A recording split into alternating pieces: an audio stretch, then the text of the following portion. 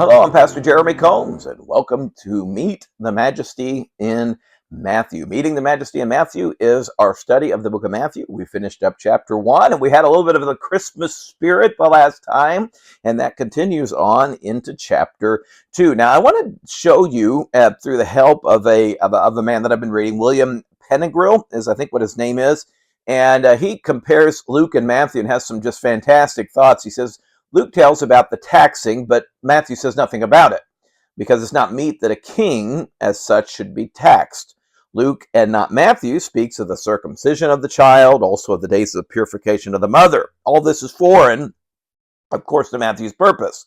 Matthew's careful to point out that the royal child received worship with the gifts of the wise men. Luke doesn't tell us that anybody worshipped him, though we will learn from Luke about the shepherds. We'll learn about Simeon and Anna. Now, the reason is all these additions or admissions or submissions is that Jesus is the king in Matthew, and he's considered the Son of Man in Luke. Now, in Matthew's gospel, there's lots of prophecies that are fulfilled because we're bridging the gap between the old and the new. And again, Matthew's speaking largely to a Jewish audience. In this chapter alone, there are at least 4 specific prophecies that Jesus is going to fulfill. When we come to chapter 2, we kind of continue the Christmas story. We get the account of the wise men. And the wise men are some of the most misunderstood characters in the Bible's Christmas account. You say, how do we misunderstand these guys? Well, number one, they're not at the nativity. That is, they're not at the manger. They weren't, we often set up our nativity scenes, and there is Mary, and there's Joseph, and there's the baby Jesus, and there's the shepherds, and maybe you got a calf, or you've got a little lamb. And then there's these 3 guys standing there with gifts, and those are the wise men. Well, they would not have been at the actual nativity. In fact, some time will elapse, as we'll see as we'll look at chapter 2. And so that's one common misunderstanding. The other is we're not quite sure how many wise men there were. We sing the song, "We 3 Kings of Orient are." And I suppose tradition says 3 because of the gifts, the gold, the frankincense, and the myrrh. And maybe there were just actual 3 wise men, but there would have been a large caravan that would have traveled with them. In fact, there's even names given to these in tradition or in history: Malachor, Caspar, and Balthazar. And Balthazar actually is the name, I believe, that is used in the Ben-Hur movie. And they use that. Also, there was probably no big beam of light, maybe at one point, but not overall, where you're showing the nativity, and there's this big, beautiful star, and then a glowing beam of light down upon it. And we'll explain all of these things as we look at this passage. And so we start out in chapter 2 and verse 1. It says, "Now when Jesus was born in Bethlehem of Judea in the days of Herod the king, behold, there came wise men from the east to Jerusalem."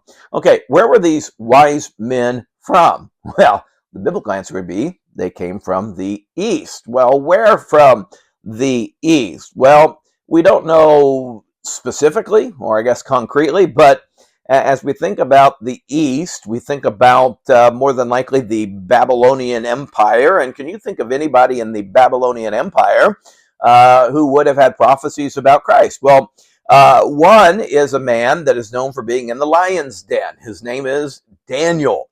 And here's something that will surprise you. Daniel, we believe, probably was in his 70s or 80s when he was put down in the lion's den. Kind of changes the picture you have of a young teenage boy or young man down in the lion's den. It was towards the end of his life, and Daniel had an unbelievable testimony. Then he had 3 friends. Remember Shadrach, Meshach, and Abednego. And they go into the fiery furnace, and Nebuchadnezzar jumps up. Did we not cast 3 men in? I see 4. And the 4th is like the Son of God. And so we find Daniel. The book is exciting. The first 6 chapters, everybody loves it.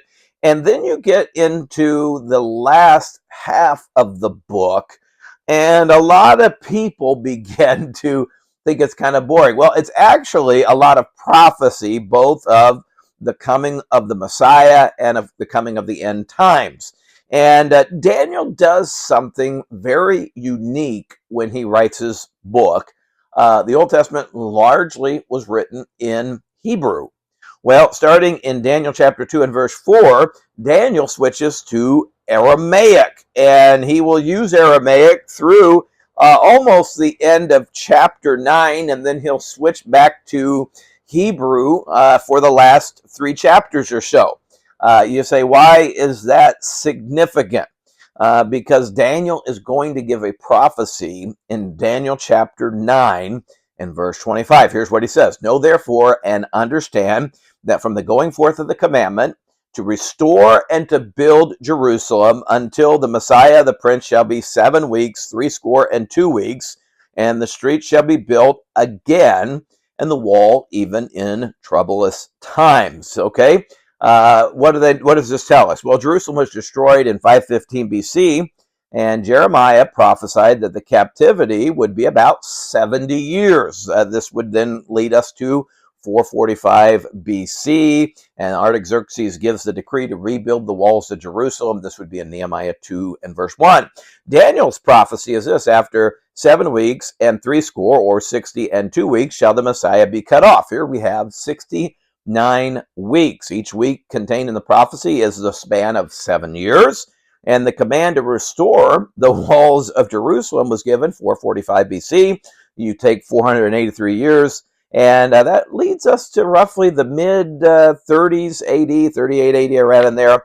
Generation in Jesus' day was considered about 40 years, so you could back up from 38 AD, and that takes you to about 2 BC, when people ought to be looking for the Messiah. I know that's confusing. I know that's a very superficial explanation of this, but actually I do have a booklet if you're interested in digging into that a little bit more. It's called Wisemen Still Seek Him. You could message us and we'd be glad to send that to you. But I say all that to say, here these men are growing up, these wise men, and they're hearing all the stories about this guy that's put in a lion's den, these 3 men that were put in the fiery furnace, and that it's like the Son of God is with them, and they're delivered, and they begin to read and dig into this guy, and all of a sudden he's writing in the language they really would have been more familiar with, Aramaic, and they come across this verse, and they see this timeline, and they study it out, and I'm sure they go to other references that talk about the star in the book of Numbers, the Gentiles coming to the light, Isaiah and verse number 60. And so it's at this point that they begin to say, hey, this is pretty close proximity. They look up, they are wise men, and they know their astronomy, and they go up and they look and they see the star and put 2 and 2 together and say, let's go and let's find the king. And so in essence, what they do is they start out on a journey to find the Lord. Verse 2 saying, where is he that is born King of the Jews? For we have seen his star in the east, and we're come to worship him. So they head, this is where the star probably wasn't a big beam of light, because why wouldn't they just follow it and find it? Okay, evidently it was a star. You can follow some direction by the stars, but not I don't think a specific pinpoint direction. And so they go to the capital of Israel, Jerusalem. And when Herod, verse 3, the king had heard these things, he was troubled, and all Jerusalem with him. Okay, Herod was a bad man. He had put to death several of his brothers, his sons, even a wife, a mother-in-law. I mean, he was just a wicked, wicked man. And so when he wasn't happy, nobody was happy. And so everybody's concerned, what is going to happen here?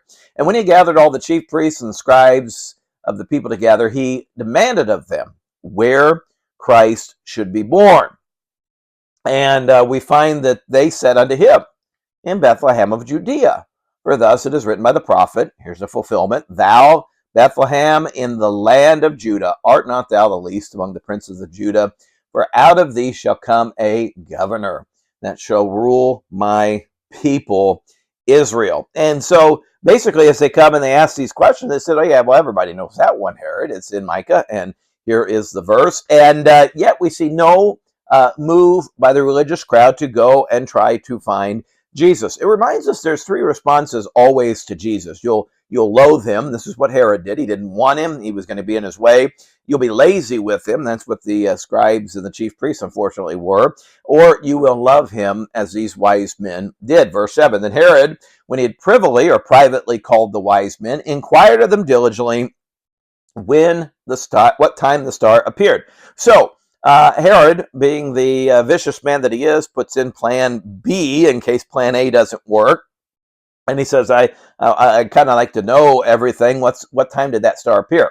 More in that in a little bit. And he sent them to Bethlehem and said, go and search diligently for the young child. And when you found him, bring me word again that I may come and worship him also. So he lies, is what he does. He says, when you find this king, when you find this baby, we know Jesus, he said, come back and tell me. Tell me where he is, because I want to go and I want to worship him.